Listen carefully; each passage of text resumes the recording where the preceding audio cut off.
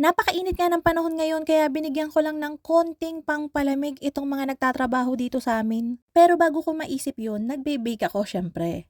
Grabe na yung init ngayon, parang hindi na makatotohanan. Kung mainit dito sa gawaan ko, nang bukas yung oven, mas mahirap yung ginagawa nila kasi nasa tirikan talaga sila ng araw tapos syempre mas mabigat yung trabaho nila kaya minsan napapaawa na din talaga ako. Pero bago nga yan, gusto ko lang i-address 'to. Meron kasi tayong group, Lutong Tinapay Group. So, may mga nagpo-post do'n and kadalasan may mga nagtatanong na mga baguhan talaga as in walang idea.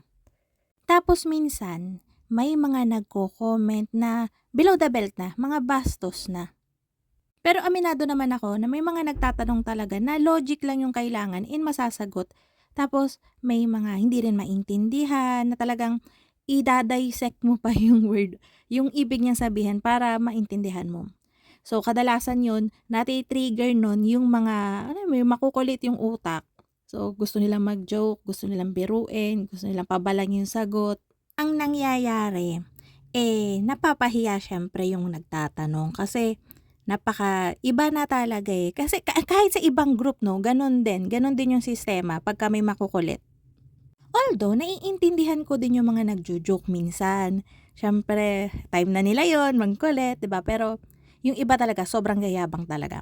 Pero 'pag may gano'ng pagkakataon, gusto ko lang na lagi niyong tatandaan na walang nagsimulang magaling.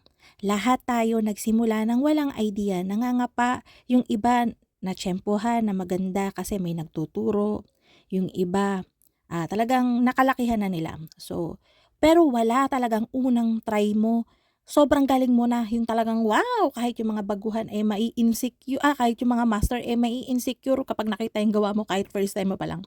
Walang gano'n. Sa anime lang nangyayari yung mga gano'n, kaya wag kayo diyan.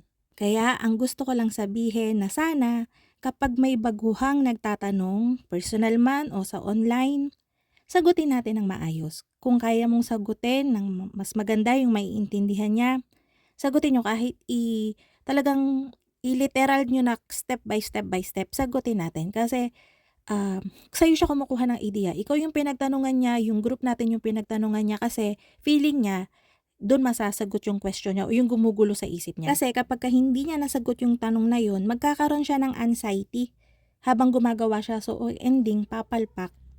So, yun nga, ang ginawa natin kanina ay pang rolled cake ko yun. Green tea flavor. Tapos, lalagyan ko yun ng filling ng cream cheese. So, tinigil ko muna yun and gagawa nga tayo ng pampalamig ng mga ating mga trabahador.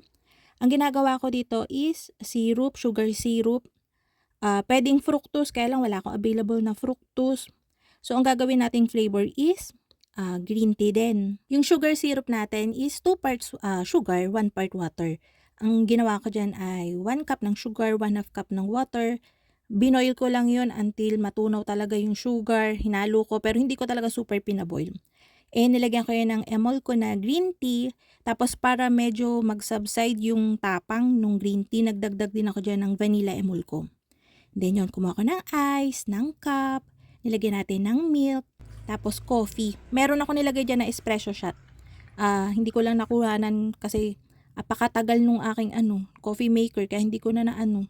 So alam nyo ba, kahapon ko lang to natutunan kung paano gawin to.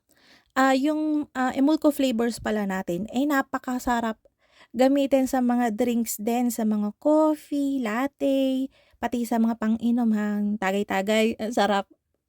Triny ko nga 'tong natin, green tea, ay palong-palo yung lasa, nandun talaga. Concentrated pa, so hindi ka na mahihirapang magtunaw. Ang dami-dami nating flavors ng Emulco.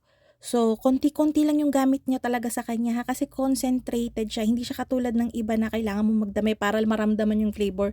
Eto, flavor and color concentrated. So, dahan-dahan ang paglalagay.